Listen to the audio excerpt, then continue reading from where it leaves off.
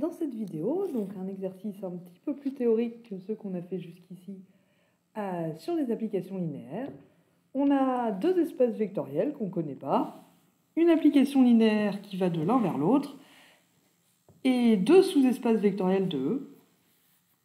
Et il faut qu'on montre l'équivalence suivante. L'ensemble f de A est inclus dans l'ensemble f de B si et seulement si la somme des sous-espaces vectoriels A et ker f est inclus dans la somme des sous-espaces vectoriels B et ker f.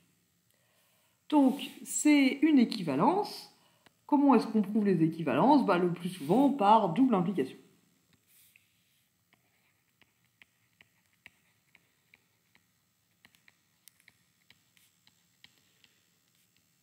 Donc allons-y, qu'est-ce que ça donne?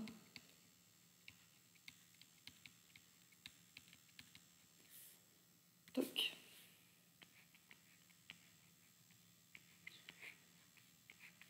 On commence par montrer que si f de A est inclus dans f de B, alors A plus ker f est inclus dans B plus ker f.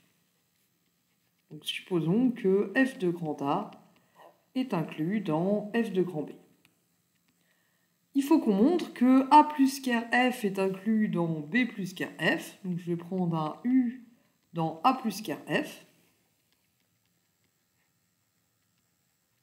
Et il faut que je montre qu'il appartient à B plus ker f. Alors du coup, U, quelle tête il a? Puisqu'il est dans A plus ker f, du coup il doit exister un U1 dans grand A et un U2 dans ker f, tel que U, du coup, vu qu'il appartient à A plus ker f, il est égal à la somme de U1 et de U2. Appartenir à A plus ker f, ça veut dire être la somme d'un vecteur de A et d'un vecteur de ker f. D'accord? Alors ça, qu'est-ce que ça nous dit? U2, il est dans ker f, mais rien ne nous dit que U1, il appartient à B. Sinon, on aurait terminé, U serait la somme d'un vecteur de B et de ker f, et du coup, U serait dans B plus ker f. Alors, qu'est-ce qu'on peut faire avec ça? Déjà, vu que tout ce qu'on sait, c'est ce qui se passe quand on calcule l'image par f d'un vecteur de A, on peut calculer f de U. Et comme f est linéaire, f de U,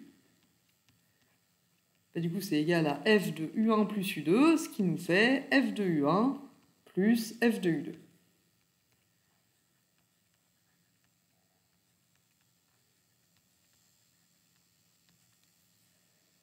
Or, f de U2, vu que U2 est dans ker f de U2, ça fait 0, c'est le vecteur nul. Donc f de U, en fait, égale f de U1.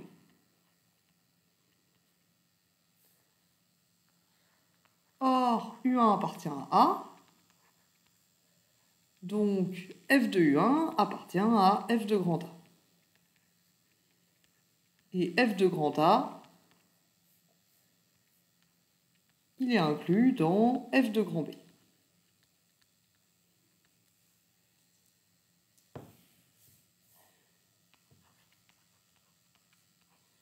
Donc f de U1 appartient à f de grand B. Alors là, attention, je ne peux pas en déduire que U1 appartient à B.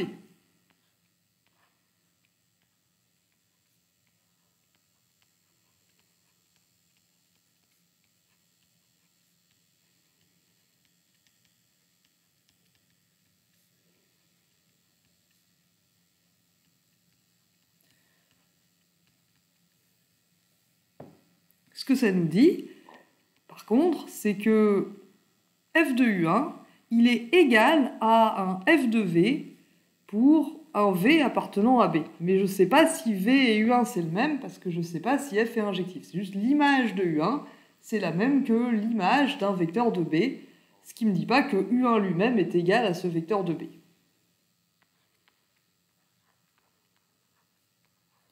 Ce qu'on en déduit, donc, c'est pas que U1 appartient à B, on en déduit qu'il existe un V appartenant à B, tel que f de U1 égale f de V. Mais alors, si f de U1 égale f de V, Dans ce cas-là, f de U1 moins f de V, ça doit faire le vecteur nul de f. Et comme f est linéaire, ça nous dit que f de U1 moins V, ça fait le vecteur nul de grand F. Donc U1 moins V appartient à car F.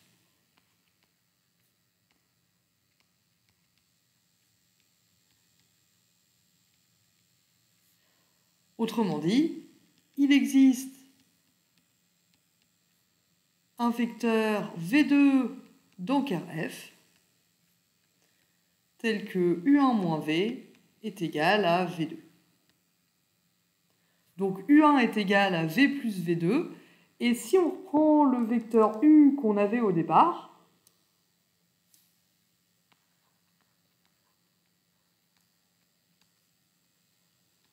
U il est égal à U1 plus U2, U1 il est égal à V plus V2,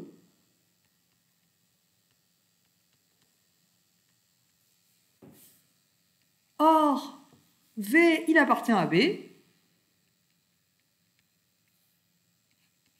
U2 plus V2, c'est la somme de deux vecteurs de car F. Donc U2 plus V2 appartient à car F, parce que car F, c'est un sous-espace vectoriel.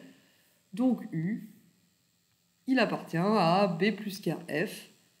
C'est la somme d'un vecteur de B et d'un vecteur de car F, et c'est ça qu'on voulait obtenir. On voulait montrer que A plus car F est inclus dans B plus car F, et maintenant c'est fait.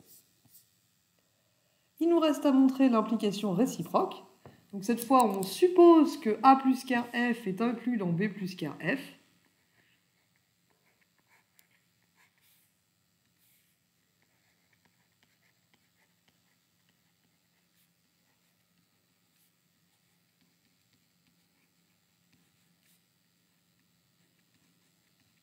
Et il faut qu'on montre que f de A est inclus dans f de B.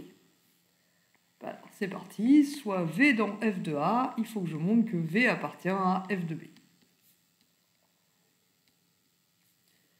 Si V appartient à f de A, il doit exister un U appartenant à A, tel que V égale f de U.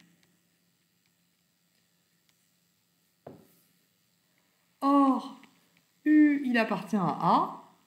A, il est inclus dans A plus car F. Et A plus car F, il est inclus dans B plus car F. Donc U, il appartient à B plus car F. Donc il doit exister un vecteur, comment je vais l'appeler, U2 dans B, et un vecteur, mettons, U3 dans car F, tel que U égale U2 plus U3. Et donc, V, il est égal à F de U, c'est-à-dire F de U2 plus U3,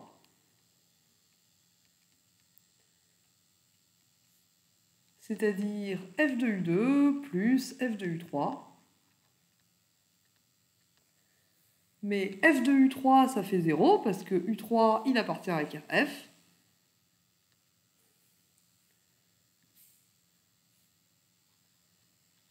Donc V égale F de U2. Et d'un autre côté, U2, il appartient à B. Donc V appartient à F de B, et on a montré que F de A est inclus dans F de B. Et ceci termine notre deuxième implication.